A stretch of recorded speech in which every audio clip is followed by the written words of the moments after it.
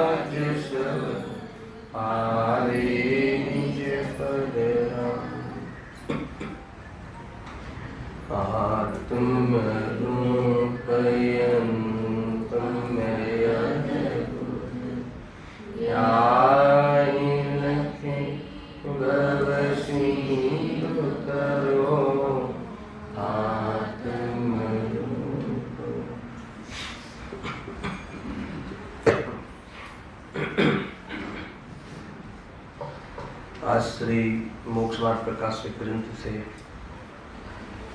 7वां अधिकार पर स्वाध्याय चली रहे છે। વ્યવહારાભાસી મિથ્યા દૃષ્ટિમાં ચોથો પ્રકાર ધર્મ બુદ્ધિથી ધર્મધારક વ્યવહારાભાસી। આ પ્રકરણની જે ફોર્મ્યુલા છે, જે જૈન મત અનુયાયી मिथ्या दृष्टिओं वर्णन मूल अधिकार।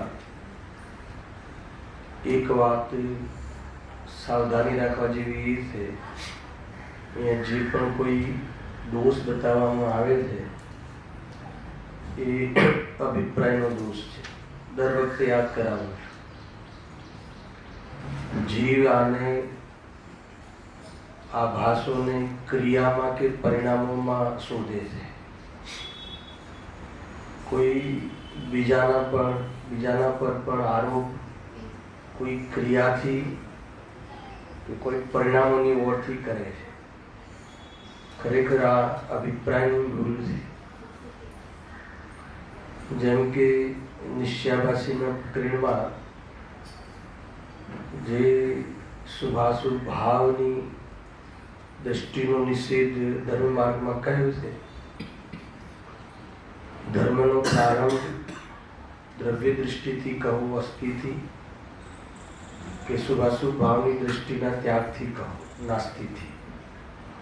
तो ज्यां शुभाशुभनी दृष्टिना त्यागनी बात कही त्यां जीवे शुं भूल करी? अभिप्रायनी बात हती। श्रद्धामां मान्यतामां एनो त्याग करवानो हतो उपाधि बुद्धि रूपथी। परंतु भूले करी कि वर्तमान पर्याय में पाप होवा छता पाप नो स्वीकार न कर्यो अने पुण्य परिणाम नो निषेध दृष्टि में करवाने बदले परिणाम में करी नाखे, प्रवृत्ति में करी नाखे। आखिरकार पुरुषार्थ नो लोप थयो। समझो क्या भूल थाय छे। त्या प्रेरणा रूप में प्रवृत्ति में के परिणाम में शुभभाव छोड़वानी बातनो निषेध कर्यो पंडित जी समर्थन में। तो जीवों ने एम लाग्यु के अहींया शुभभावनुं समर्थन करे छे, पण त्या शुभभावनुं समर्थन नथी। ते ध्यान राखवुं जोईए। व्यवहाराभासीना प्रकरण में स्वभावनी खबर नहीं, स्वभावनो ध्येय नहीं। एकमात्र शुभभाव उपाधि बुद्धि थी धर्म मानीने वर्ते छे। तो त्या शुभभावनो निषेध कर्यो। क्या कर्यो? दृष्टि में। तो जीवे एम पकड़ी लीधुं के शुभभावनो निषेध कर्यो छे। निश्चयाभासना प्रकरण में शुभभावनुं समर्थन लागे छे। व्यवहारभासीना प्रकरण में पंडित जी जયારે एनी मान्यतानुं खंडन करे छे अभिप्रायनुं कि तू गमे तेवा कशायनी मनता टॉप लेवलनी करी ले, परंतु ए धर्म नहीं, धर्मनुं कारण नहीं। एना पर दृष्टि हशे त्यां सुधी धर्म प्राप्त थशे नहीं। આવા સ્ટેટમેન્ટમાં એને એમ લાગ્યું કે અહીંયા શું ભાવનો નિષેધ કર્યો છે. કોઈ જગ્યાએ કોઈ નિષેધ કે કોઈ સમર્થન નથી. મૂળ અહીંયા અભિપ્રાયમાં પુણ્યના વારામાં શું માનવું, અશુભ ભાવના વારામાં શું માનવું એ મુખ્ય વાત રહી. હંમેશા આ વાતનું ધ્યાનમાં રાખીને આ પ્રકરણ વાંચું. મૂળ વાત આ છે. આપણે ધર્મ બુદ્ધિથી ધર્મધારક વ્યવહારાભાસીનું પ્રકરણ ચાલી રહ્યું છે. વ્યવહારાભાસીમાં 4 ભેદ કર્યા હતા. અહીંયા ધર્મ બુદ્ધિ વાળા જીવની વાત છે. 2 કેરેક્ટર તો અનુકરણ બુદ્ધિ વાળા છે અને 1 કેરેક્ટર કસાય બુદ્ધિ વાળાની ચર્ચા કરી. બુદ્ધિ શબ્દ લગાવો હોય તો. અને અહીંયા ધર્મ બુદ્ધિ વાળાની ચર્ચા છે.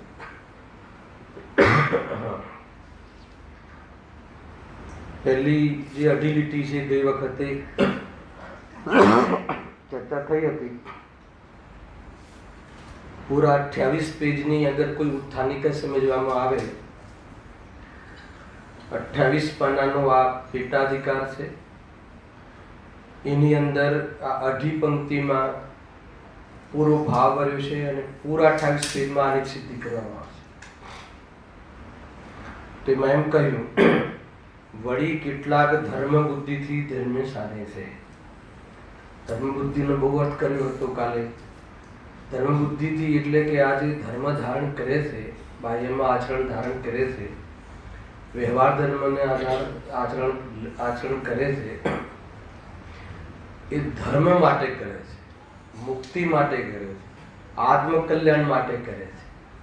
એ કોઈ અન્ય કોઈ પ્રયોજનથી નથી કરતા. સૌથી પહેલા એવા જીવની અહીંયા વાત છે. ધર્મ બુદ્ધિનો અર્થ એ લેવો.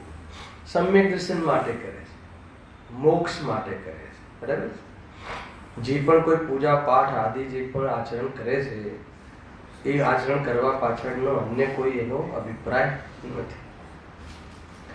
હવે શું કહે છે કે ભલે એ ધર્મને સાધે છે, સાધે છે શબ્દ લખ્યું, સાધે છે એટલે આચરે છે, પરંતુ નિશ્ચય ધર્મને જાણતા નથી.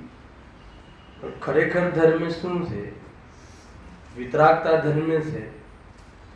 અરે રાગમાં પણ વિતરાગતાની વાત કરવામાં આવે છે, પરંતુ રાગ કોઈ વિતરાગતા નથી, એ સમજતો નથી. વિતરાગતાના ધર્મ છે, રાગના અભાવમાં ધર્મ છે, આત્મદૃષ્ટિ પૂર્વક સ્વરૂપમાં લીનતા કરવી ધર્મ છે. હું સવારે આ પ્રકરણનું પ્રવચન વાંચતો હતો ગુરુદેવશ્રીનું, તો એમાં એમને બહુ જબરજસ્ત શરૂઆત કરી. એમાં એમ લખ્યું કે અંધારાના ગમે એટલા ગુણાકાર સરવાળા કરવામાં આવે તો પણ અજવાળા ના થાય. આવું એક કથન ગજબ છે, વાંચવા જેવું છે. ઉદ્દેશ્ય કહે છે કે અંધારાના તું ગમે એટલા ગુણાકાર સરવાળા જે બી કરવું હોય કર, પણ એનાથી અજવાળું નહીં થાય. એટલે તું ગમે એટલી કશાયની મનતા તીવ્રતાના ખેલ એનાથી કોઈ વિતરાગતા ન પમાય. અને કહે છે કે એકમાત્ર ત્રિકાળી ધ્રુવ ભગવાન આત્મા એને નિર્મળ જ્ઞાન શ્રદ્ધાન અને લીનતા રૂપ આચરણ કરે છે. ભગવાન આત્માની નિર્મળ જ્ઞાન શ્રદ્ધાન પૂર્વક લીનતા કરે છે, એ ધર્મ છે. પાપ પુણ્ય સાથે ધર્મને અત્યંત ભાવ છે. બંનેની સાથે આપણે વાત કરી. એટલે આની સ્થાપના પહેલા કરવી જોઈએ. એ રીતે છે. જો અહીંયા શું કહે છે કે નિશ્ચય ધર્મને જાણતા નથી, અર્થાત તો નિશ્ચય ધર્મનું પ્રયોજન નથી. તેથી તેઓ અભૂતાર્થ રૂપ ધર્મને સાધે છે. અભૂતાર્થ રૂપ ધર્મને સાધે છે એટલે એમાં શું કરતા હશે? અભૂતાર્થ ધર્મને સાધે છે ને, તો એમાં શું કરતા હશે? તો આગળ લખ્યું, અર્થાત વ્યવહાર સમ્યક દર્શન જ્ઞાન ચારિત્રને મોક્ષ માર્ગ જાણી તેનું સાધન કરે છે.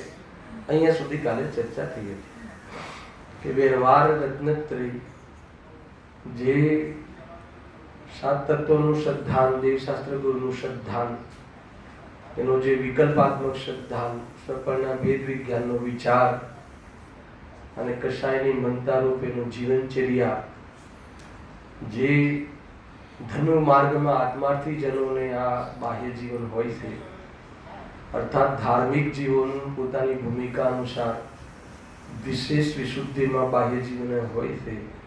એ બાહ્ય જીવનને એને અંતરંગ જીવન માની લઈને અંતમાં તો એ બહિર્દૃષ્ટિ થયો, અંતરાત્માના જગ્યાએ બહિરાત્મા થયું અને આત્મા અંતરમાં છે, સ્વયં આત્મા છે, સ્વયં સ્વભાવથી વિતરાગરૂપ છે, સ્વયં રાગથી રહિત વસ્તુ છે. એ તરફ એનું ન લક્ષ્ય છે, ન એનો વિશ્વાસ છે, ન એનું પ્રાપ્ત કરવાનું પ્રેરણ છે. એને તો કશાયની મંદારની મીઠાશ છે, એમાં એને ધર્મ ભાષે છે. એને વાસ્તવમાં આત્માની પડી જ નથી, સ્વભાવની દરકાર જ નથી. એવા જીવની આ દરિદ્ર દશાની વાત છે. ખ્યાલ આવ્યો કે નહીં? બહુ શાંતિથી વિચાર કરવા જેવો છે. જ્યારે આટલા પુણ્ય પરિણામ સાથે જીવન જીવતું હોય એને અધ્યાત્મ કહે છે. અરે સ્વયં અધ્યાત્મ તો કહે છે, પરંતુ સ્વયં જ્ઞાની એમ સમજે છે કે આ પરિણામ મારી દરિદ્ર છે, આ મારી કમજોર અવસ્થા છે. પ્રભુ, હું તો તમારાથી જરા પણ ઓછો નથી. વર્તમાન પર્યાયમાં કમજોર અવસ્થાના કારણે હાથ જોડીને તમારી સામે ઊભો છું. બાકી હાથ જોડીને ઊભા રહેવા વાળી ચેષ્ટા એ આત્માની શોભા નથી. એ વાત આપણા સમજમાં આવવી જોઈએ. હાથ પર હાથ ધરે અને એકાગ્ર થઈને સ્વરૂપમાં રમે, એ જ આત્માનું ઘરેણું છે, આત્માની શોભા છે, વાસ્તવમાં આત્માનું કર્તવ્ય છે. એ સિવાય જે પણ કાંઈ વચ્ચે આવવાવાળા સ્ટેશન હોય ત્યાં રોકાવા જેવું નથી. એમ અહીંયા ઉપદેશ છે. હવે વ્યવહાર સમ્યક દર્શન જ્ઞાન ચારિત્રને મોક્ષ માર્ગ જાણ, એટલે પરમાર્થથી મુક્તિનું કારણ જાણે છે, બંધના કારણને મુક્તિનું કારણ જાણે છે. જે આ વ્યવહાર મોક્ષ માર્ગ શું છે? વ્યવહાર મોક્ષ માર્ગ એ પરમાર્થ મોક્ષ માર્ગ નથી, પણ મોક્ષ માર્ગનું પેકિંગ છે. ખ્યાલ આવ્યો કે નહીં? કોઈ પેકિંગને વસ્તુ માની લે તો એમાં એનાથી વસ્તુની પ્રાપ્તિ ના થાય. પેકિંગ જુદું છે અને વસ્તુ જુદી છે. એ વસ્તુના અંદરમાં કઈ વસ્તુ છે એનો પેકિંગમાં ફોટો હોય, એનો પરિચય હોય, બરાબર છે, એના સિમ્ટમ્સ હોય છે કે નહીં? આજકાલ તો બધું લખવું પડે છે. કોઈ પ્રોડક્ટ હોય, પ્રોડક્ટનું જે પેકિંગ, જે બોક્સ હોય, એમાં જેવી અંદર વસ્તુ છે એવો પોઝ હોય, અને એનું વિશ્લેષણ હોય પ્રોડક્ટ વિશેનું. તો એનાથી એ વસ્તુ નથી, એ વસ્તુને બતાવવાવાળી, બરાબર છે દિલભાઈ, તમારું તો કામકાજ છે.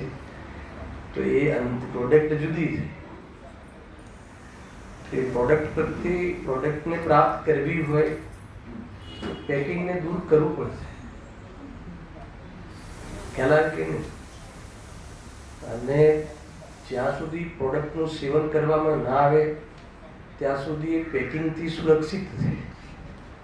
આ વાતની ખબર હોવી જોઈએ. ખ્યાલ આવે કે નહીં? જ્યાં સુધી સ્વરૂપમાં નથી જતો ત્યાં સુધી એને એ બાજુ જવા માટેની પ્રેરણા આપવાવાળા ભાવ એના મોક્ષ માર્ગની આશા રાખે છે. અને જ્યાં મોક્ષ માર્ગમાં પરિવર્તન કરે છે તો વ્યવહાર મોક્ષ માર્ગ દૃષ્ટિમાં તો હોતો નથી, પરંતુ વ્યવહાર મોક્ષ માર્ગનો અભાવ કરવાનો પુરુષાર્થ ચાલુ છે. આ બધી આપણને ખબર હોવી જોઈએ. હવે જે વ્યવહારાભાસી અહીંયા કહ્યું ધર્મ ધારક, ધર્મ બુદ્ધિથી, તો એમાં જે ત્રણ રત્ન કહ્યા, ત્રણ ધર્મ કહ્યા, વ્યવહાર સમ્યક દર્શન, વ્યવહાર સમ્યક જ્ઞાન અને વ્યવહાર, સમ્યક ચારિત્ર્ય, તેમાં સમ્યક દર્શનનું અન્યથા સ્વરૂપ શું છે? એટલે સમ્યક દર્શનનું કોઈ અન્યથા સ્વરૂપ હોતું નથી. એટલે વ્યવહાર સમ્યક દર્શન અર્થાત તો નિશ્ચય સમ્યક દર્શનને માનતો નથી, તો એનું સમ્યક દર્શન સંબંધી અન્યથા સ્વરૂપ શું છે, શું માને છે, અન્યથા શું માને છે, એની ચર્ચા અહીંયા કરવામાં આવી છે.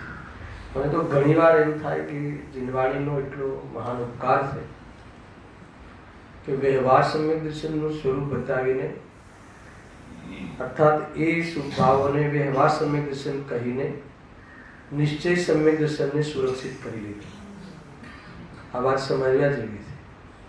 અગર નિશ્ચય વ્યવહાર અને આ જે પરિણામોને વ્યવહાર સમ્યક દર્શન ન કહે તો આને જ પરમાર્થ માનવાની ભૂલ દરેક જીવ કરતો હોત. અરે વ્યવહાર કહેવા છતાં પરમાર્થ માનવા વાળા વિરલાઓ છે, એને મહાપુરુષો છે. તો પછી જ્યારે પહેલા વ્યવહાર પુરુષાર્થ કરીને નિશ્ચયને જુદો ન કર્યો હોત તો દરેક જીવને ભૂલ થવાની સંભાવના હતી. જીનવાણી માતાનો કે નયોનો કે આ શાદવાદ શૈલીનો આપણા માટે અનંત ઉપકાર છે. જીનવાણી માતાની જે ભાષા, માતાના કહેવાનો અભિપ્રાય બાળક ન સમજે તો એનાથી દુર્ભાગ્યશાળી જીવ કોણ હોય? ખ્યાલ કે નહીં? સૌથી હિતકારી લૌકિકમાં બી માતા હોય અને માતાને કહેવાનો ભાવ ન સમજે બાળક તો એ નિયમથી એનું અહિત થાય. એટલે આ પ્રમાણે આપણે સમજવું જોઈએ. હવે બહુ સારો વિષય છે સમ્યક દર્શનનું અન્યથા સ્વરૂપ. જો શાસ્ત્રમાં દેવ ગુરુ ધર્મની પ્રતીતિ કરવાથી સમ્યક્ત્વ હોવું કહ્યું છે.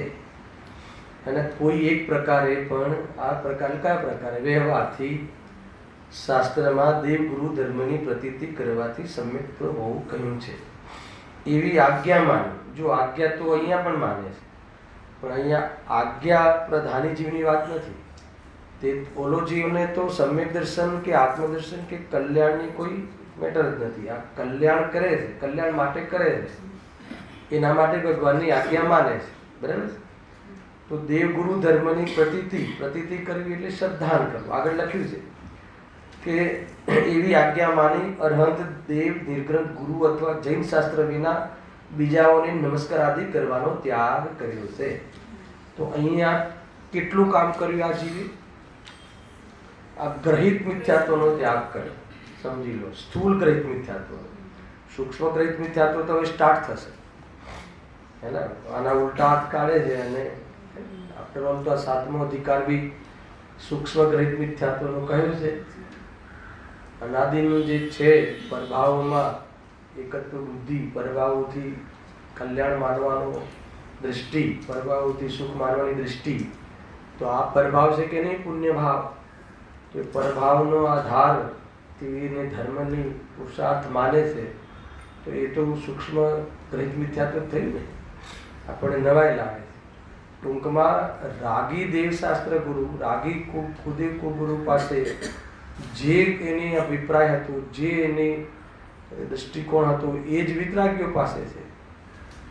માત્ર એને નિમિત્તો બદલ્યા છે, બાહ્ય કારણ બદલ્યા છે, પણ અભિપ્રાય તો જૂનો જ છે, અનાદિનો જ છે. એ ભૂલ કરી છે. શાસ્ત્રમાં દેવગુરુ ધર્મની પ્રતીતિ કરવાથી સમ્યક્ત્વ હોવું કહ્યું છે એવી આજ્ઞા માની અરિહંત દેવ નિર્ગ્રંથ ગુરુ તથા જૈન શાસ્ત્ર વિના બીજાઓને નમસ્કાર આદિ કરવાનો ત્યાગ કર્યો છે. બહુ જબરદસ્ત વાત છે. અહીંયા બી તો વાત મૂકે છે, હે ને?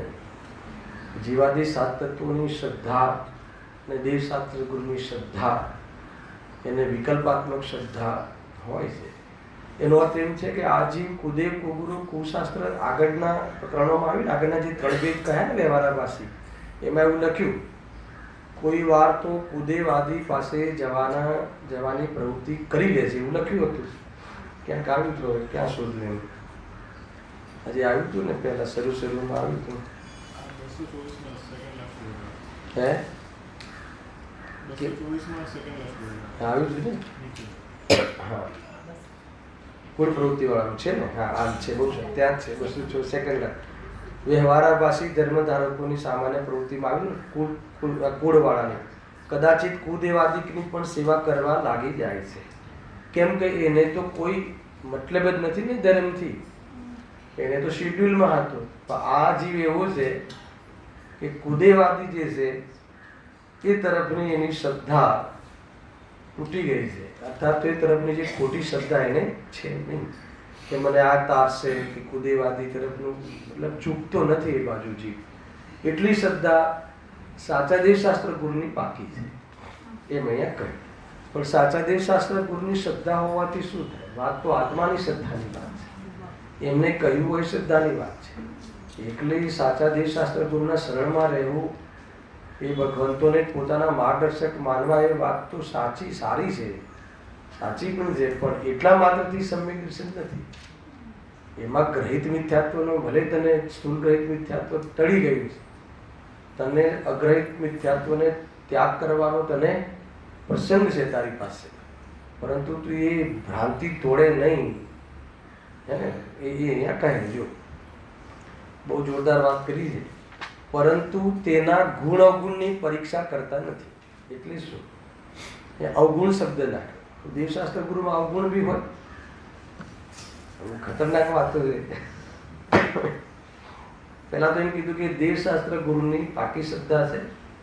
અર્યંત દેવ, વિતરાગી દેવ, પછી આ શાસ્ત્ર ગ્રંથ ગુરુ અને જૈન શાસ્ત્ર વિતરાગી શાસ્ત્ર, એ સિવાય બીજે કોઈ નમસ્કાર આદિ કરતો નથી. એટલે બીજા કોઈને ફોલોવર માનતો નથી. ફોલો કરવાનું, ફોલોવર પોતે આ ત્રણ ચીજનો ફોલોવર માને છે પોતે, બરાબર છે? અર્થાત એટલું તો પાક્કું છે કે આજ એને આજ માર્ગદર્શક છે અને એમને માર્ગદર્શક માની લેવાનું નામ વ્યવહાર શ્રદ્ધાન છે, પણ નિશ્ચિત શ્રદ્ધાન નથી. એટલે વ્યવહાર શ્રદ્ધાન એટલે તું જે માને છે એ વાત સાચી છે, પણ એ કોઈ આત્માની શ્રદ્ધા કે આત્માની અનુભૂતિ નથી. અહીંયા કહ્યું કે કેમ એમ કહો છો કે એને દેવ ગુરુ કુશાસ્ત્રનો ત્યાગ તો કર્યો છે, એક બાજુ એમ કહો છો કે સાચા દેવશાસ્ત્રનું શ્રદ્ધાન છે, અને પછી એનું વિશ્લેષણમાં એમ કહો છો કે તેના ગુણ અવગુણની પરીક્ષા કરતો નથી. દેવશાસ્ત્ર ગુરુમાં ગુણ તો સમજમાં આવે છે, અવગુણ શું છે? કોઈને ખ્યાલ આવે છે કે અવગુણ શું છે? તો અવગુણનો અર્થ જે ગુણ નથી એને અવગુણ કહેવાય છે. અવગુણ એટલે કોઈ મોહ રાગ દ્વેષ છે ત્યાં એવું નહીં. એટલે કે જે બે પ્રકારની વિશેષતાઓ હોય છે. એક આત્મા આશ્રિત વિશેષતા હોય છે અને એક શરીર આશ્રિત વિશેષતા હોય છે. અને એક પુરુષાર્થ આશ્રિત વિશેષતા હોય છે અને એક પુણ્ય આશ્રિત વિશેષતાઓ હોય છે. તો પુણ્ય આશ્રિત વિશેષતાઓ છે એ શરીર આશ્રિત વિશેષતાઓ છે, એ વાસ્તવમાં ગુણ નથી, અને જે ગુણ નથી એને અવગુણ કહેવાય છે. ખ્યાલ કે નહીં? અને એને ગુણ નથી એને ગુણ માની લેવા અપરાધ કહેવાય છે. ખ્યાલ કે નહીં? અને પ્રાયઃ જે બાહ્ય આચરણ, હમણાં કહેશે અર્જુન ભગવાનના સમૂહ શરણ અને એમની બાહ્ય જે વિભૂતિ, જે રચનાઓ, દિવ્ય ધ્વનિ ગુણમાં જશે કે અવગુણમાં જશે? હે, શું કહો છો? દિવ્ય ધ્વનિ અવગુણમાં જશે. ચંદ્રકાંત શું કહે છે?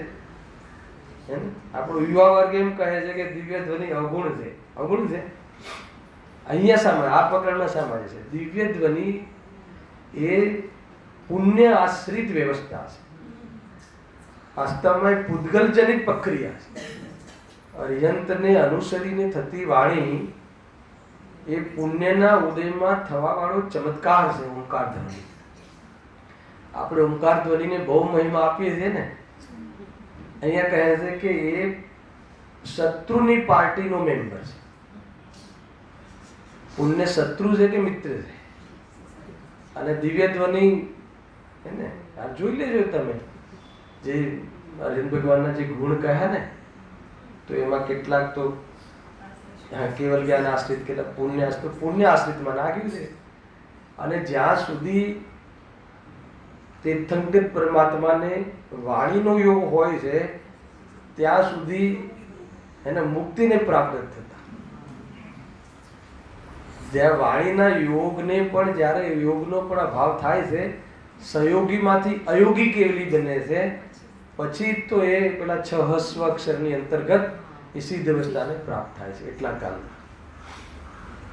ટૂંકમાં સીધી વાત એ છે કે જેટલું સિદ્ધ ભગવાન પાસે છે એ બધું ગુણાત્મક છે, અને જે પણ કોઈ સિદ્ધ ભગવાન પાસે નથી એને આત્મા પાસે હોય તો એ અવગુણ માને છે. ખ્યાલ આવે કે નહીં? તો એ જે પણ બાહ્ય પરિસ્થિતિ છે, બાહ્ય જે વિશેષતાઓ છે શરીરની, વાણીની, એને સફેદ ખૂન થઈ જાય છે, કયું સહનન સબનાર વજ્ર વસબનાર સહનન થઈ જાય છે, તો એ બધી કોઈ એને કેવડીની વિશેષતાઓમાં એ ગણાવી છે બાહ્ય વિશેષતાઓ, પણ જ્યાં સુધી એ વિશેષતાઓ રહે છે ત્યાં સુધી એમને સંસારનું લેબલ, સંસારીનું લેબલ લાગે છે. અને અરિહંત ભગવાન જીવોના બે ભેદ, મુક્ત અને સંસારીમાં, એમાં અરિહંત ભગવાન કયા ખાતામાં જશે? અને આપણે તો આપણે બંને, આપણે અને અરિહંત એક સમાન થયા કે નહીં? એને હજુ ખ્યાલ જ નથી, હે ને ભાઈ? એ જ્યાં સંસારીની એક પરિભાષા છે ને કે કર્મ અને શરીર સહિત જીવ હોય ત્યાં સુધી એને સંસારી કહે છે. સંસારી ભલે છે પણ અનંત સુખી છે, હોરાગ્રેસ નથી. અને અનંત સુખી જીવ પણ સંસારમાં હોય છે, પરંતુ અવ્યાભાત સુખ જે છે એ સુખ ત્યાં નથી. એ વાત સમજવી જોઈએ. તમારે બધા હવે આ શુક્રવારના ક્લાસોમાં બધા વિષયો આવશે, બરાબર છે?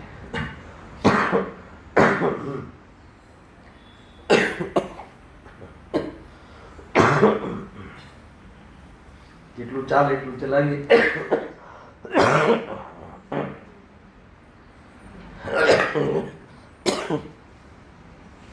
શું કહ્યું જો?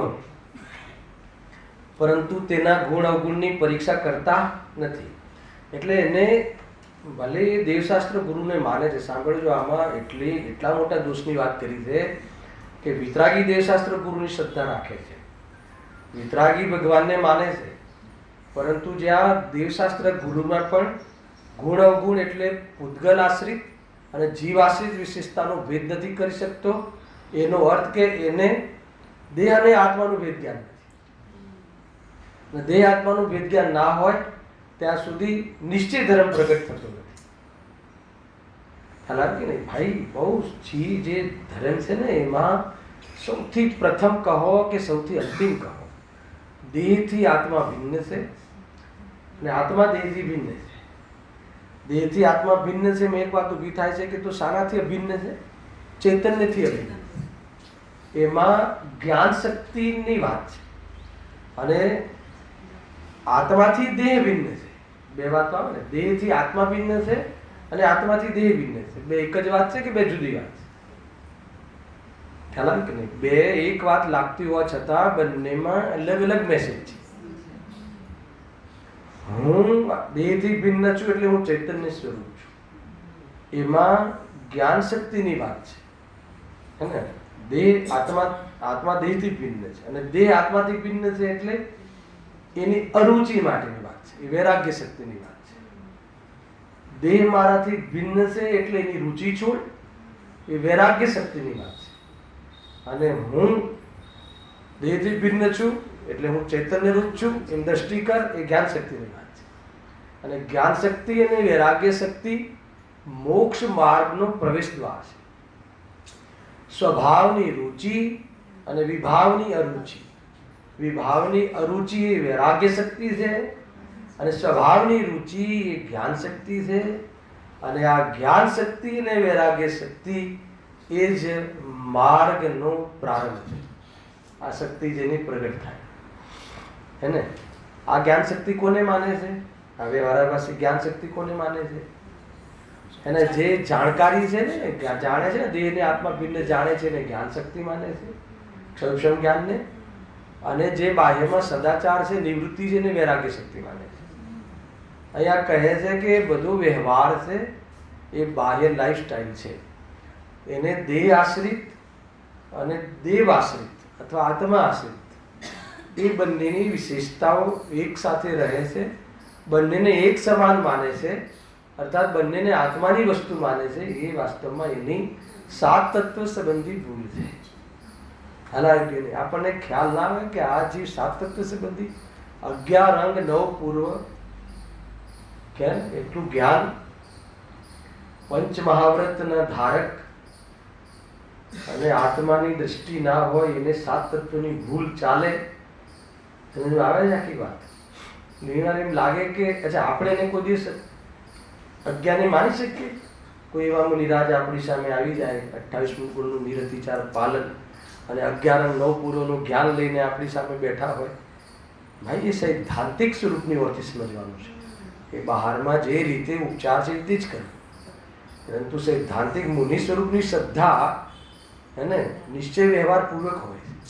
વ્યવહારમાં બાહ્ય લાઈફ આ છે અને પરમાત્મા મિથ્યાત્વને 3 ચોકડી કશાયના અભાવપૂર્વકની વ્યક્ત વિતરાગતા, અને એ રીતે જે શ્રદ્ધા હોય મુનિના સ્વરૂપની શ્રદ્ધા છે. અને એ બી અહીંયા કહે છે કે વ્યવહાર શ્રદ્ધા છે, પણ એ પણ જ્યારે એની આંશિક, સાંભળજો, એ પરિણતિનો અંશ પ્રગટ થયો હોય તો એને પાકી શ્રદ્ધા છે. એ સિવાય શ્રદ્ધા નથી. ભગવાન અનંત સુખી છે એવી આપણી શ્રદ્ધા, આપણને અનંત સુખની આંશિક અંશ પ્રગટ થયો હોય એને જ વાસ્તવમાં ભગવાન અનંત સુખી છે એની શ્રદ્ધા સાચી કહેવાય. એના પહેલાં કેવી રીતે કહેવાય? એના પહેલાં આગમ આશ્રિત છે, એના પહેલાં વિકલ્પ આશ્રિત છે, એના પહેલાં ક્ષયક્ષમ આશ્રિત છે, એને પૂર્વ આ બધું હોય. એટલે જે પણ કાંઈ હોય છે માર્ગ એ અહીંયાથી છે. અહીંયા વગર બહારનો કોઈ કિંમત નથી. અહીંયા હોય, અંદર આત્મા હોય તો શરીરને જીવ કહેવાય, અંદર આત્મા ના હોય તો શરીરને મળદું કહેવાય. પણ અંદર આત્મા હોય અને શરીરને મળદું જુએ એને દ્રવ્ય દ્રષ્ટિ કહેવાય. હલા કે નહીં? કોણ જોવે છે મળદું? મળદું જોવું એટલે શું? તમને શીખવાડું વિદ્યાર્થી. મળદું દેહની અંદર આત્મા હોય એ વખતે મળદું જોવું, મળદા સાથે જેવો વ્યવહાર, મળદા સાથે જેવી ઉપેક્ષા ભાવ રાખીએ છીએ એવી ઉપેક્ષા ભાવ એને દેહમાં દેવો, દેહમાં આત્મા હોવાના કાર્ય કાલમાં પણ એવી ઉપેક્ષા ભાવ દ્રષ્ટિમાં રહે તો એનું નામ કે મળદું ભાવ. થોડું બી એટલે થોડું બી હલી જાય છે, આમ ઢાંકણી બાકણી હલી જાય કે આ થઈ જાય તો એમ લાગે કે એમ શું લાગે કે હું કેવી રીતે જીવીશ, અનસિક્યોર ફિલિંગ કરે. એ નાથી ને તારા જીવવાથી શું મતલબ છે? તારા કાયમી રહેવાથી, તારી પૂરી સંપત્તિથી કાયમી રહેવાથી અને શરીરના ક્ષીણ થવાથી શું સંબંધ છે? બિલકુલ સંબંધ નથી. એવી જ્યારે દ્રષ્ટિ થાય ત્યારે આ જીવ એને એ માર્ગમાં પ્રસ્તુત થાય છે, ઉપસ્થિત થાય છે. એ પહેલાં ન થતું એમ અહીંયા કહે છે. બહુ જબરજસ્ત વાત છે. જુઓ, ગુણ અવગુણની પરીક્ષા કરતા નથી, અથવા પરીક્ષા પણ જો કરે છે તો તત્વજ્ઞાનપૂર્વક સાચી પરીક્ષા કરતા નથી. તમને એમ લાગશે કે આ પેલા પરીક્ષાવાળા જીવની વાત છે. એ નથી. પરીક્ષા તો આ બી કરે છે, પણ પેલાનું પરીક્ષા કરવા પાછળ કોઈ આધાર, બસ આજ્ઞા અનુસારી એને આજ્ઞાથી કરે. પહેલાં તો પરીક્ષા નથી કરતો, ત્યાં બી એવું લખ્યું હતું. કરે છે તો એને જેની પરીક્ષા કરવાની જરૂર નથી એની કરે છે, પરંતુ ત્યાં તો પરીક્ષા ભલે એ આજ્ઞા અનુસારી છે ને, પરીક્ષા રહિત આજ્ઞા અનુસારી છે, એમાં એને ધર્મ બુદ્ધિ નથી, એને અનુકરણ બુદ્ધિ છે. મગજમાં રાખવી એટલે મેં સ્થાપના કરી. આને ધર્મ બુદ્ધિ છે, ધર્મ માટે કરે છે. ટૂંકમાં મને ઘણીવાર એવું લાગે કે કોઈ જીવ પીછી કમંડલને ધારણ કરે એ ધર્મ માટે ધારણ કરે, અને ધર્મ ના કરે તો કેવું લાગે? બહુ જબરજસ્ત વાત છે, હે ને? ધર્મ માટે કરે અને ધર્મ ના કરે. અને ધર્મ ના કરે એટલે ધર્મ કરવો તો છે, પરંતુ ભ્રમથી અન્યને ધર્મ માની લે. સમજો શું લાગે છે? માર્ગમાં કેટલી ભૂલ થાય છે, હે ને? તમે પોતાને એ રીતે ચિંતા નહીં કરતા તો આપણું શું એમ નહીં. આપણે એવી ભૂલ ન કરવી જોઈએ, એવી નહીં કરીએ એમ લેજો. નહીં તો પછી આપણને હીનની સમજવા લાગ્યું કે ભાઈ આટલા મહાપુરુષો હોય તો પણ એ આત્મદર્શન નથી, તો આપણે તો હજુ હે ને હજુ હમણાં તો બારાખડી શીખી રહ્યા છીએ. કોઈ ચિંતા નહીં કરવાની. ટૂંકમાં આપણે જેટલું કરીએ ઠોસ કરવું જોઈએ. માર્ગમાં પ્રવેશ હે ને ચારેય ગતિના જીવો પશુ પણ કરે છે. બહુ ચિંતાનો વિષય નથી. એમ તો ચિંતાનો વિષય તો ત્યારે છે કે કોઈ આભાસ હોય અને આભાસ પાછો લાગે નહીં, શું કરે? જો એટલા માટે સ્વાધ્યાય છે. એટલા માટે તત્વ ચર્ચા છે. એટલે સાધર્મીય સાથે પરસ્પર ચર્ચા આવે છે. ખ્યાલ આવ્યો કે ભાઈ શું માનો છો, તમે શું માનો છો, આ બાબતનું શું માનો છો.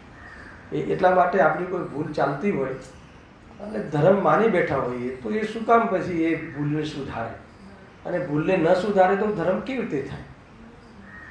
કારણ કે એની માન્યતા, એના અભિપ્રાયમાં દોષ હોય તો એ બહારમાં બાહ્ય સાધન ગમે એટલા કરે પણ ધર્મની વિરુદ્ધમાં છે એ વાત ફાઇનલ. એ ધર્મની સમીપમાં બી નથી, ધર્મની દૂર જઈ રહી. આ વાત સમજવા જેવી છે. મૂળમાં ભૂલ હોય ત્યાં વાત કાંઈ થતી નથી. જો તો તત્વજ્ઞાન પૂર્વક સાચી પરીક્ષા કરતા નથી પણ માત્ર બાહ્ય લક્ષણો વડે પરીક્ષા કરે છે, અને એવી પ્રતીતિ વડે તેઓ સુદેવ ગુરુ શાસ્ત્રની ભક્તિમાં પ્રવર્તે છે તે અહીં કહીએ છીએ. હવે એક એકને હાથમાં લીધું છે. એમાં સૌ પ્રથમ દેવ ભક્તિનું અન્યથા સ્વરૂપ. દેવ ભક્તિ વિશે શું માને છે? દેવ ભક્તિ એટલે દેવ સંબંધી જે શ્રદ્ધાન છે એ સંબંધી એ કોને શ્રદ્ધાન માને છે? સમ્યક દર્શનના નામે, અથવા કયા શ્રદ્ધાનને સમ્યક દર્શન માને છે? હાલાકી નહીં, આ તો બહુ મોટી ભૂલ છે. આપણે ભગવાન પ્રત્યે એટલી દ્રઢ શ્રદ્ધા છે કે આ જ વિતરાગી, આ જ દેવ હોય, બીજા દુનિયામાં દેવ ના હોય, આવા માનવાને સમ્યક દર્શન માની લેવું, તો આ કયું દર્શન છે? આ કયું શ્રદ્ધાન છે? વ્યવહાર શ્રદ્ધાન છે. પણ વ્યવહાર શ્રદ્ધાન બી ક્યારે કહેવાય? આપણે એ તો બહુ બરાબર ગોખેલું છે કે જ્યારે નિશ્ચય હોય ત્યારે વ્યવહાર કહેવાય. બોલવામાં ખબર છે, જ્ઞાનમાં ખબર છે, પણ માનવામાં, અભિપ્રાયમાં. તમને ખ્યાલ છે કે આ દેવ જે વિતરાગી દેવ છે એ જ સાચા દેવ. એટલે શું ખબર છે? એનો અર્થ એ છે કે વિતરાગ ધર્મ જ સાચો ધર્મ. એનો અર્થ એ કે રાગમાં ત્રણેય કાળ સુખ હોય નહીં, હે ને? તો આપણને રાગમાં સુખ લાગે છે અને વિતરાગી દેવ આપણને ગમે છે, એ બે વાત હોઈ શકે? તો પછી ગમે છે એ શું છે?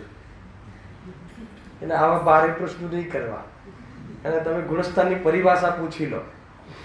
હવે એમને ભારે નથી લાગતું, પણ આવા અઘરા પ્રશ્નો નહીં કરવા. ધર્મલાલમાં તો કહે છે ભાઈ આ પર્સનલ પ્રશ્નો નહીં પૂછો, તમે ગાથાના પ્રશ્નો પૂછો, કેમ કે પોલ ખુલી જાય છે. પ્રોબ્લેમ શું છે? પોલ ખુલવા દો ને. પોલ ખોલવા માટે જ જ્ઞાન જ્યોતિ છે. દરેક અધિકારમાં જ્ઞાન જ્યોતિ શું કામ મૂકી? જીવ અજીવ કેરેક્ટર લઈને આવે છે અને જ્યાં જ્ઞાન જ્યોતિષ પુરાયમાન થાય છે તો પોલ ખુલી જાય, એવા શબ્દો લખ્યા. આ તો છે ભાઈ ભ્રમ ભેદ, હે ને? વાસ્તવમાં લક્ષ્ય ભેદ કરવું બહુ જરૂરી છે. અને આપણું લક્ષ્ય તો ભ્રમને તોડી નાખવું છે. ભ્રમને તોડવામાં પ્રવૃત્તિ બદલવાની જરૂર નથી. ભ્રમને તોડવામાં કોઈ પણ પ્રકારની બાહ્યમાં કાર્યમાં કે કોઈ ભ્રમને બદલવામાં માન્યતા તોડવાની છે. અને એકવાર માન્યતા તૂટે પછી તમને કાંઈ સમજાવવાની જરૂર નથી, કોઈ બી નહીં. વિચાર કરજો. જો હવે એમાં સૌથી પહેલા દેવ ભક્તિનું અન્યથા શું મિથ્યાપણું માને છે. જો જબરજસ્ત વાત છે, બહુ સરળ છે, વાંચી લઈશ તો બી ચાલે એવું છે, પણ માર્મિક વાત છે. અર્હંત દેવ છે, ઇન્દ્રાદિક દ્વારા પૂજ્ય છે. બરાબર છે? આમાં કઈ ભૂલ છે? આવું માને છે તો ભૂલ શું છે? પછી જોડે જોડે હું તમારા દિમાગમાં એક વાત નાખું છું. અર્હંત દેવ છે. વિશ્વમાં દેવ કોણ છે? અર્હંત. એ સિવાય કોઈ દેવ હોય ના. બરાબર? બાકી બધા અદેવ છે, એટલે બીજા કોઈ દેવ નથી. અને કોના દ્વારા પૂજ્ય છે? ઇન્દ્રાદિક દ્વારા પૂજ્ય છે. ઇન્દ્રાદિક દ્વારા પૂજ્ય છે એનો શું ખબર છે? લોકાલોક દ્વારા, ત્રણેય લોક દ્વારા પૂજ્ય છે. એનો શું અર્થ? એવું કેવી રીતે કહેવાય? જો આ ગુરુદેવ શ્રી કહે ને 100 ઇન્દ્રો દ્વારા પૂજ્ય છે. હવે 100 ઇન્દ્ર એટલે ખબર છે? 100 ઇન્દ્ર એટલે જેટલા બી ક્ષેત્ર છે એના મેઇન પુરુષો. માન લો કે પશુ હોય તો એમાં સિંહ, હે ને? અહીંયા હોય તો ચક્રવર્તી. તો એ જે બધા જે 100 ઇન્દ્રો જે બી હોય જોઈ લેજો. તો જ્યારે 100 ઇન્દ્રો પૂજ્ય છે, માન લો કે આપણે આપણા ભારત દેશનો જે પ્રાઇમ મિનિસ્ટર હોય એ સરેન્ડર થઈ જાય તો પ્રાઇમ મિનિસ્ટર હારી જાય કે ભારત હારી જાય? શું કહ્યું? આખું ભારત હારી જાય કે ખાલી પ્રાઇમ મિનિસ્ટર હારી? અને એ જીતી જાય તો બધા જીતી જાય ને. એટલે આપણું જે નેતૃત્વ કરે એ ઇન્દ્રજો દ્વારા જે પૂજ્ય છે, એનો અર્થ કે આપણા બધા દ્વારા પૂજ્ય છે. આપણો જે હેડ હોય અને એ જ્યારે પૂજે એનો અર્થ કે આપણા દ્વારા પૂજ્ય છે, અન્ડરસ્ટુડ છે, એ મનનો અર્થ નીકળે છે. ખ્યાલ? સો ઇન્દ્રો દ્વારા પૂજ્ય છે કે ઇન્દ્રોને કેમ આટલો મહિમા આપે છે? ઇન્દ્ર એટલે જે મુખ્ય, ઘરનો મુખિયા માન્ય કર્યું એનો અર્થ કે બધાને માન્ય છે. એટલે 100 ઇન્દ્રો દ્વારા પૂજ્ય છે એનો અર્થ કે ત્રિલોક પૂજ્ય છે. બરાબર? પાકું? એ રીતે અનેક અતિશય સહિત છે, ક્ષુધાદિ દોષ રહિત છે. આ કોની ચર્ચા છે? દેવની. આ કોની વિશેષતા છે? દેવની. દેવનું આવું સ્વરૂપ છે એવું શ્રદ્ધા કોને હોય છે? આત્માથી જનોને અને જ્ઞાનીઓને, દરેકને હોય. બરાબર? શરીરની સુંદરતાને ધારણ કરે છે. બરાબર? શરીર બી અતિ સુંદર હોય છે. જેવું તીર્થંકરનું શરીર હોય એવું શરીર વિશ્વના બીજા કોઈ મનુષ્યનું ના હોય. એવું સુંદર, એવું સ્ટ્રોંગ, બે લઈ લો. બરાબર છે? સમચતુરસ કહ્યું ને, બધું જ એમ. કેટલા, માનો કે 500 ધનુષનો દેહ હોય ને, તો કઈ જગ્યાએ કેટલા અંતરમાં નાક, કેટલા અંતરમાં, બધું મેઝરમેન્ટ પરફેક્ટ હોય. એક બી આગળ પાછળ ના હોય. તમને જોવાથી એવું ક્યારે બી એવું ના લાગે કે ન જોવું. જોતા જ રહી જઈએ, એનું નામ સુંદર. વાસ્તવમાં આ લખ્યું છે, તમે નામકર્મની પ્રકૃતિમાં વાંચો, સમચતુરસ સંસ્થાન બધું લખ્યું છે ને, તો બધું બરાબર. એટલા માટે જે પ્રતિમાઓ બનાવડાવવા જાય ને એને પૂછજો કે બરાબર માપ હોય છે એના. આટલા ભાગમાં ડૂંટી હોય, આટલા ભાગમાં આ હોય, આટલા ભાગમાં આ હોય, બધું એકદમ સમચતુર. એમને જોઈને બીજો વિકલ્પ આવે જ નહીં જીવને. એને ખોડખા પણ હોય જ નહીં, તો આપણો ઉપયોગ ત્યાં જાય. એટલે ભગવાનનું શરીર એવું હોય કે એને જોઈને જીવને બીજો વિકલ્પ જ ના આવે. જબરજસ્ત વસ્તુ છે, પણ વિકલ્પવાળાને કોણ રોકી શકે? તો જ્ઞાનીની વસ્તુ જુદી છે. જ્ઞાની એટલો જોરદાર હોય છે, સહજ હોય છે. એને બધું જ જાણવામાં આવે, એક સાથે બધું જ જાણે. અને હું તો કહું છું શુદ્ધ જ્ઞાની બી, ચતુર્ગુણસ્થાન વર્તી બી સહજ હોય છે. એને બધી જ ઉદય પરિસ્થિતિ એના ધ્યાનમાં હોય, પણ સહજ હોય છે એટલે એનાથી પ્રભાવિત નથી થતું. તમને એક થોડું ઉદાહરણ આપું કે ક્ષણિક રાજાનો જીવ જ્યારે ભગવાન મહાવીરના સમોષણમાં હતા, બરાબર છે, તો ભગવાનની પાછળ ભામંડલ હોય ને, એમાં કેટલા ભાવ દેખાય? 7. એમાં એક વર્તમાનનો, 3 ભૂતકાળના અને 3 ભવિષ્યકાળના. હવે જ્યારે ક્ષણિક રાજાનો જીવ ત્યાં હતો તો એમને એમના 3 ભવિષ્યકાળના, તો એક તો વર્તમાનમાં ક્ષણિક રાજાનો, પછી એના પછી તરત કયો નરકનો દેખાયો છે કે નહીં દેખાયો, અને એના પછી તરત તીર્થંકરનો, અને એના પછી મુક્તિનો અથવા મુક્તિનો. સમજી લો 3 ગણો, તો એમ ગણી લો. પછી તો ભવ જ ક્યાં હતા? ના હોય તો ક્યાંથી દેખાય? પહેલા કે નહીં? તો બે એક સાથે જાય, સારી ખબર ને બુરી ખબર, હે ને? એને એ બી ખ્યાલ છે કે નરકમાં ફટકા પડવાના, અને એ બી ખ્યાલ છે કે હું પછી તો તીર્થંકર છું. એક જ સમયમાં બે વસ્તુ ખ્યાલ છે, તો બી કેટલા સહજ રહેતા હશે. હલાવે કે નહીં? શું મતલબ છે? ન તીર્થંકરની પ્રકૃતિથી પ્રભાવિત, ન મોક્ષથી પ્રભાવિત, કે ન નરકથી પ્રભાવિત. કેમ કે એ બધી વસ્તુ ત્રિકાળ ભગવાન આત્માથી ભિન્ન છે. જ્યારે એવી દૃષ્ટિ પ્રગટે ત્યારે સમ્યક દૃષ્ટિ કહેવાય છે.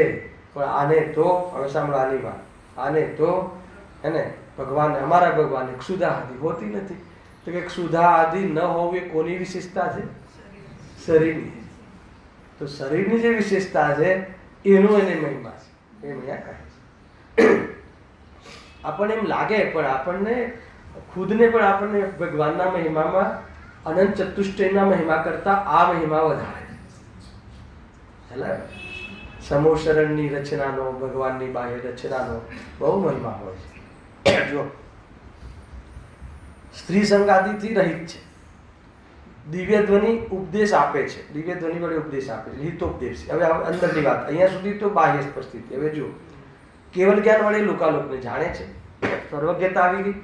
આ અંતરંગ વિશેષતા, આ નિશ્ચય વિશેષતા, તથા જેણે ક્રામ ક્રોધાથી નાશ કર્યા છે એટલે વિતરાગી છે, સર્વજ્ઞ છે, વિતરાગી છે, હિતોપદેશી છે, એ બી કહ્યું, ઓલું બી કહ્યું.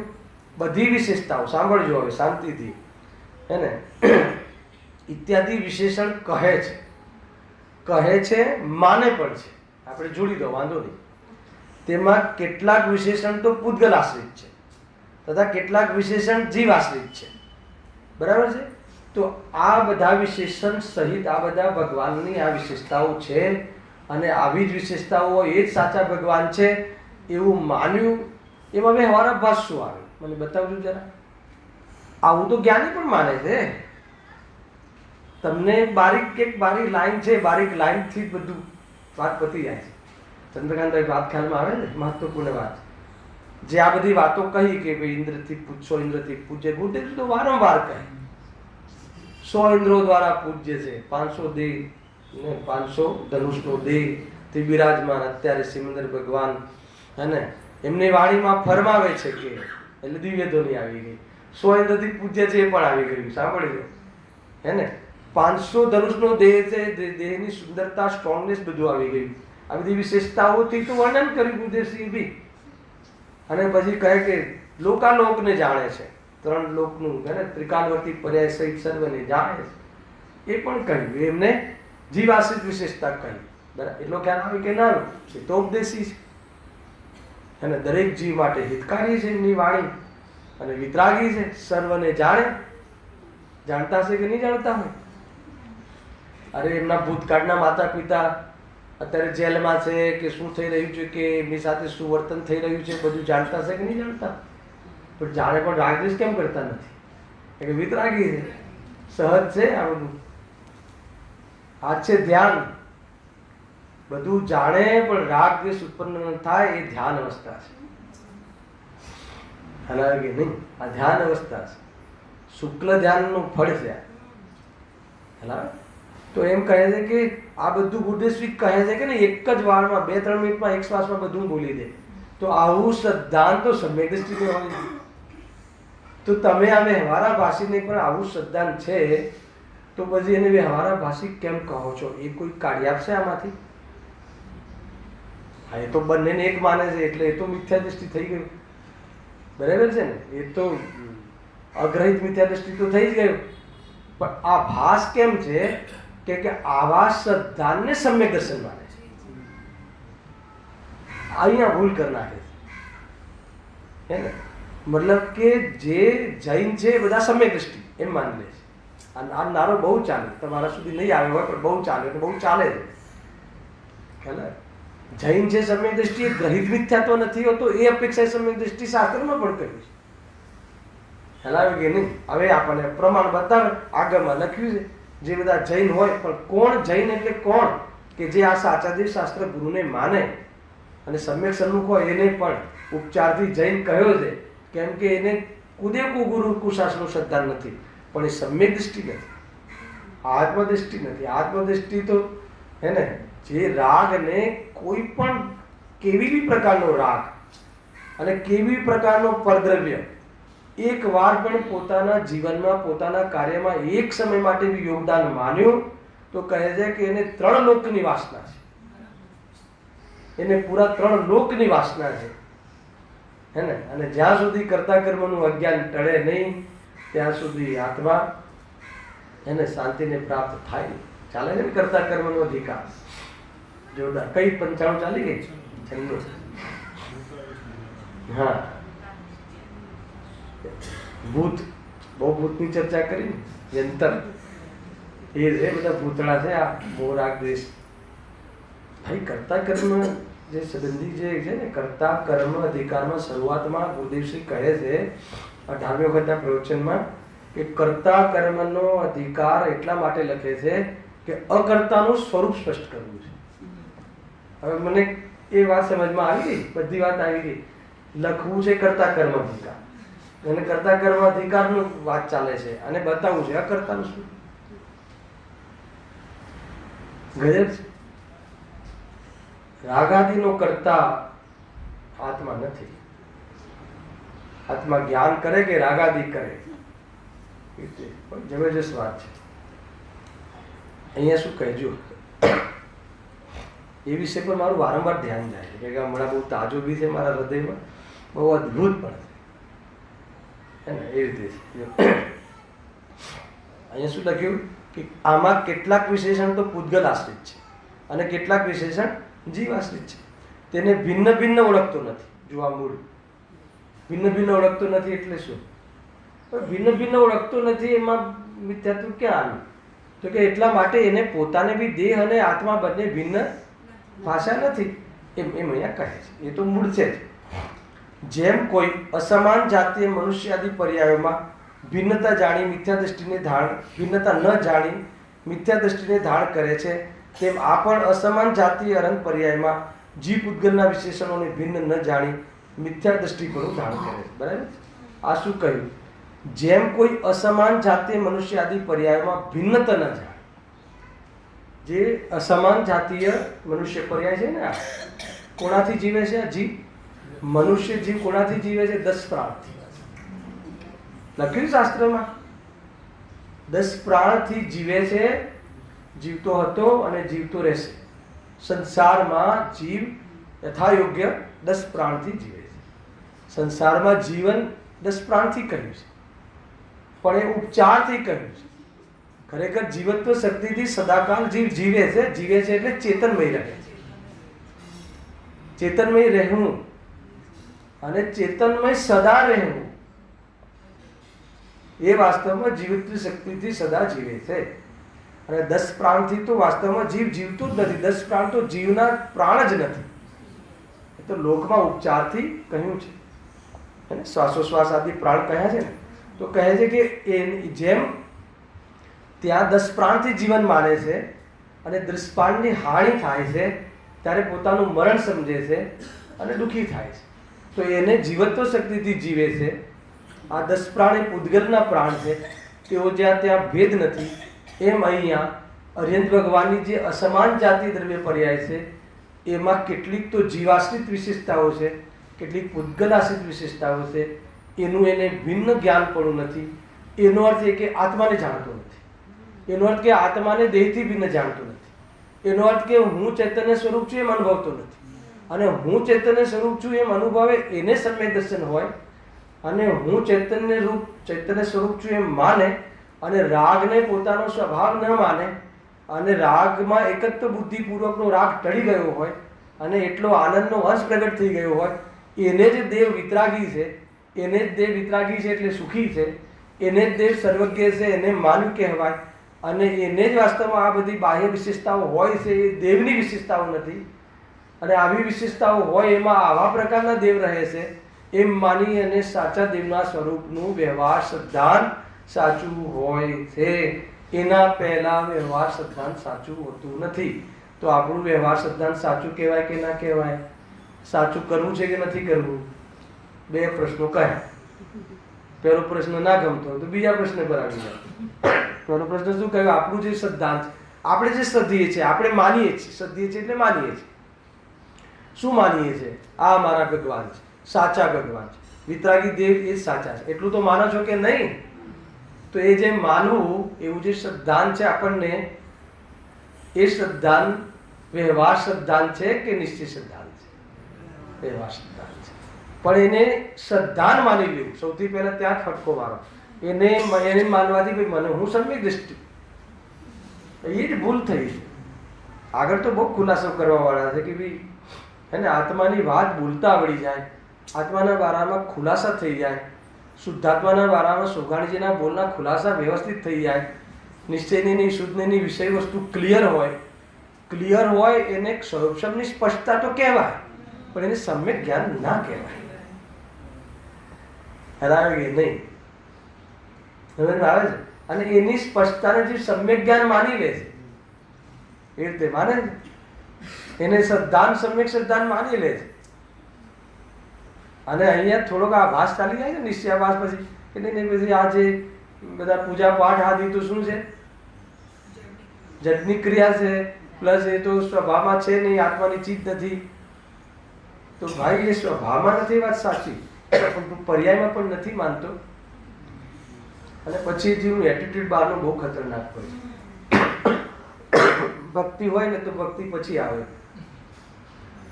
પૂજા હોય તો પૂજામાં ઉતરે નહીં જલ્દી રૂમમાંથી, પછી આવે. એ બધી શું ક્રિયાઓ કરવાની? તો બહુ થઈ ગઈ. તો ઘરે બેસીને કયું ધ્યાનમાં હતો? હલાવે કે નહીં? ધ્યાનમાં હોય તો બરાબર છે, હે ને? આવું સ્વરૂપ છે. જો અહીંયા પ્રક્ષાલ છોડે એને પોતા પોતીને નવડાવે, ના ખ્યાલ આવે? પ્રક્ષાલ જડની ક્રિયા છે અને પોતા પોતીને નવડાવે એ ચૈતન્યની ક્રિયા છે. એમ છે કે નિષેધ એનો બી નથી, નિષેધ આનો બી નથી. નિષેધ તારા અભિપ્રાય. તું નથી આવી શકતો, તું વિશેષ એમાં સ્વાધ્યાય વખતે વિશેષ મન લાગેલું છે, એ વખતે એ કાલ વાસ્તવમાં કયો કાલ છે એ સમજવું જોઈએ. એ રીતે છે. પરંતુ માન્ય અભિપ્રાયની ઓરથી જોજો, ક્રિયાની ઓરથી નહીં જોતા. નહીં તો કાલે કોઈ પ્રવચનમાં અરે પૂજામાં નહીં આવતો એને ઘોષિત નહીં કરી દેતા. એ નાથી ઉત્કૃષ્ટ કામ થતું હોય તો આ કામ છોડવાની પદ્ધતિ છે. એ વાત સિદ્ધમાં. અને ઉત્કૃષ્ટ કામ તો સામાયિક છે. ઉત્કૃષ્ટ કામ તો સ્વભાવની પાસે જવાનો પ્રયાસ છે. અગર જો એ ચાલુ થઈ ગયું હોય અને કદાચ એ વખતે પૂજા ગૌણ થતી હોય, ગૌણની વાત હોય છે, નિષેધ કરી નથી, ગૌણ કરીને નિષેધ છે.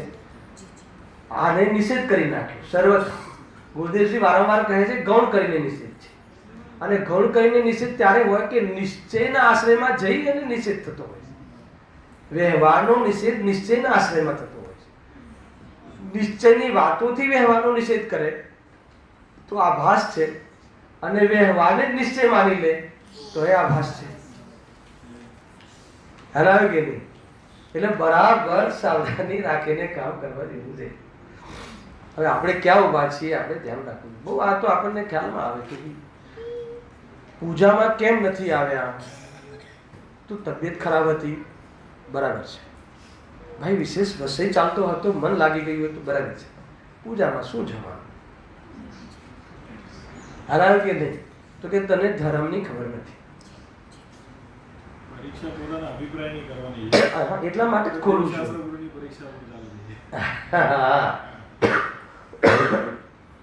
એ જે પરીક્ષા કહી ને પોતાના પરિણામની, પોતાના સોચની, પોતાની માન્યતાની પરીક્ષા કરવાની ખરેખર એમ જ છે. પણ આ જે બહારમાં કરે છે એ રીતે છે. અને જે પૂજામાં બેઠો હોય ને એ પેલાને આખું ફાડીને જોવે છે, ભગવાનને નહીં. હાલાવે કે નહીં? પૂજામાં આવતો નથી અને પોતાને સમી દૃષ્ટિ માને. કોણ? એ ભાઈ માટે એમ કહે. અને પોતે જો અમે તો કોઈ પૂજા છોડતા નથી. એટલે કોઈ ઠેકાણું જ નથી, ક્યાંય કોઈ જગ્યાએ ઠેકાણું જ નથી. બંને જગ્યાએ કાંઈ જ નથી. કોઈ ક્રિયા જડે થઈ રહ્યા, કોઈ ક્રિયા જડ થઈ રહ્યા, શુષ્ક જ્ઞાનમાં કોઈ માને માર્ગ મોક્ષનો કરુણા. આંખમાં આંસુ આવી જાય. અલગ નહીં એ વસ્તુ. અરે ભાઈ, કોઈ શું કરે છે, જેવી ધાર્મિક ક્રિયાઓ કરે છે તો કોઈ એ વ્યવહારાભાસી છે એમ નથી, અને કોઈ દુકાને બેઠો છે તો કોઈ એ નિશ્ચયભાસી છે એમ નથી. એટલા માટે મેં શરૂઆતમાં કહી દીધું કે આ ક્રિયાની ઓરથી તમે નહીં જોતા, અભિપ્રાયની ઓરથી. પણ કોઈ ક્રિયામાં જે કરતો હોય એ વખતે અભિપ્રાય શું છે એ પકડવા માટે હું અહીંયા વર્ણન કરું છું. શું માને છે એમ. કારણ કે આપણે તો પૂછી લઈએ ને, અમારે તો મળી જાય સામે તો પૂછીએ કેમ ભાઈ પૂજામાં નહીં, તો એ બી આપણને પંડિત જેવો જવાબ આપી દે કે પૂજામાં શું રાખ્યું છે, બધું આત્મામાં છે. પૂજા કોણ કરે? તો ગુરુદેવશ્રી જ્યાંથી બોલે છે ત્યાંથી તું નથી બોલતો. જે ચીજ શ્રદ્ધાની હતી એને તું કથનમાં લાવ્યો, અને જે તું કહે છે એના કે નહીં, જે કહેવાની વાત હતી એની તને શ્રદ્ધા છે. આ વાત મેં આ વખતે બહુ લીધી હતી દિલ્હીમાં. આ બહુ ટાઈમ થઈ ગયું છે, બહુ મોટી ભૂલ છે. શું કહ્યું કે જે શ્રદ્ધાની વાત છે એ કથનમાં લઈ આવે છે. કોણ કરે એવી માની અને કર્તૃત્વ બુદ્ધિ છોડવાની હતી. ખ્યાલ આવે કે નહીં? અને જે કહેવાની વાત હતી હે ને, એ તો એની શ્રદ્ધામાં છે. ભાઈ મેં કર્યું, મેં જ આટલી પૂજા કરી, હું સવારથી પૂજા કરતો હતો. શ્રદ્ધામાં તો મેં કરી પૂજા એમ છે, અને કહેવામાં કહે છે કોણ કરે. કરવાનું શું હતું? કોણ કરે શ્રદ્ધામાં લેવાનું હતું, અને મેં કરી એમ કહેવાનું હતું. ખ્યાલ આવ્યો? કાંઈ કોઈ પૂછે કે ભાઈ પૂજા કરી કે નહીં? હા સાહેબ આજે તો બહુ ભક્તિભાવથી પૂજા કરી, એમ જ જવાબ આપવાનો. પણ કોણ કરે એમ એ વખતે સધવાની હતી. પૂજા કોણ કરે? કરવા લાયક ભાવ છે અથવા એ કરી શકે છે? કર્તવ્ય તો એનાથી અભાવ કરવા, એ બધું ક્યાં અનુભવ કરવાનો હતો? શ્રદ્ધામાં. એના એની જગ્યાએ એ શું કથનમાં લઈ આવે અને માને છે શું? અંદરમાં શું માને છે? જો આને નોટિસ કરી, હે ને, આને મારી નોટિસ કરી છે, મેં પૂજા કરી, અંદર એમ માને. એટલે જીવનું કઈ ઠેકાણું પડતું નથી.